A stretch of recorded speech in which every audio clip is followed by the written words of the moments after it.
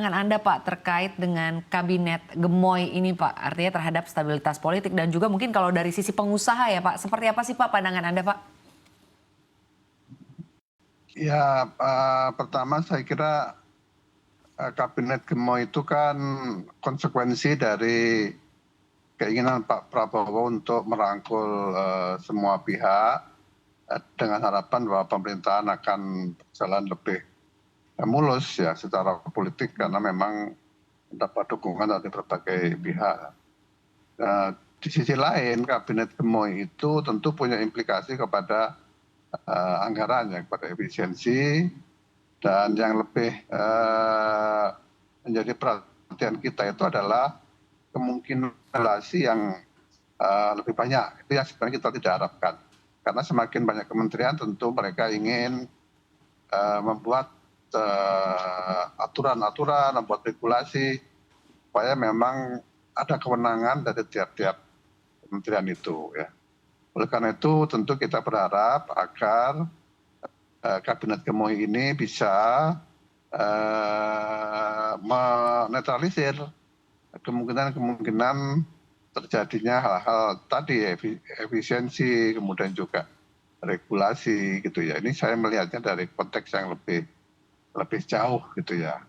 Namun demikian kita juga tetap memberikan apresiasi dan dorongan kepada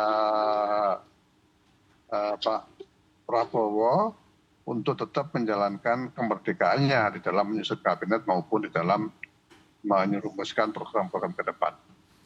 Baik Pak Sutrianus, tapi kalau menurut pandangan Anda Pak, artinya seberapa besar ya ini akan mempengaruhi artinya harapan-harapan dari para pengusaha, utamanya mungkin terkait dari sisi kebijakan-kebijakan yang nanti kedepannya akan dikeluarkan juga. Dan apakah Anda merasa bahwa kabinet ini dapat membantu menciptakan iklim investasi ya, bukan hanya investasi atau investor dari luar ya, tapi investasi dari domestik juga. Seperti apa Anda melihat?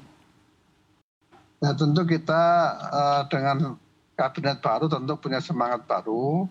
Kita harapkan juga itu mendorong investasi bukan saja luar negeri, saya setuju ya memang yang utama juga di dalam negeri. Nah investasi ini kan ada beberapa indikasi yang harus dilihat ya. Pertama adalah kepastian hukum itu menjadi pertimbangan utama ya. Yang kedua tentu regulasi dan birokrasi yang lebih sederhana. Itu pertimbangan kedua. Yang selainnya itu masalah yang berkaitan dengan biaya-biaya yang bersumber dari katakan pungli, korupsi dan sebagainya.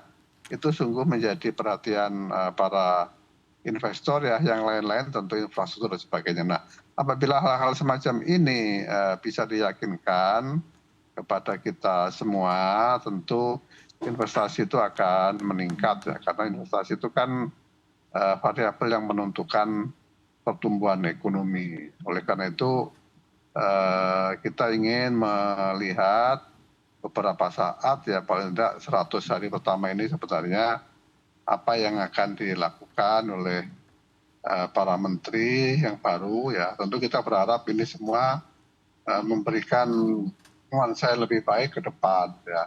Karena memang ekonomi kita ini kan tidak sedang baik-baik saja. Baik dari sisi internal ya beberapa hal daya beli yang turun, kemudian indeks PMI yang turun, PHK di mana-mana, ada masalah-masalah juga di luar geopolitik, masalah perang di beberapa tempat. Semua itu tentu akan menjadi tantangan tersendiri bagi kabinet mendatang. Pada sendiri nanti ke depannya ada kekhawatiran atau mungkin dari para pelaku usaha ada kekhawatiran bahwa akan ada tumpang tindih begitu ya Pak, tumpang tindih atau konflik dalam pengambilan keputusan antara menteri dalam kabinet tersebut. Sebenarnya tumpang tindih itu yang lalu itu tidak terlalu terjadi. Yang terjadi itu adalah koordinasi yang kurang baik ya. Artinya satu kementerian lembaga mengeluarkan aturan-aturan tertentu yang tidak terkoordinasikan dengan kelembagaan lain sehingga kemudian menimbulkan kegaduhan. Demikian juga tidak disosialisasikan lebih dahulu kepada stakeholder terutama pengusaha. Sehingga banyak peraturan yang begitu keluar itu menjadi bulan-bulanan di media ya, baik di media massa maupun media sosial. Nah itu yang sebenarnya kita berharap ke depan jangan seperti itu ya. Apalagi kalau kita lihat jumlah kementerian kan semakin banyak.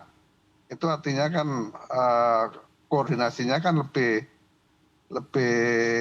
sulit dibandingkan kalau kementeriannya sedikit. Tentu orang akan mengatakan fungsi Menko menjadi penting ya. Nah kita harapkan dengan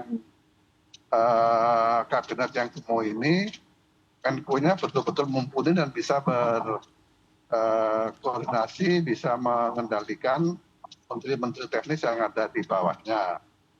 Sehingga kemudian jumlah menteri yang banyak itu tidak diikuti dengan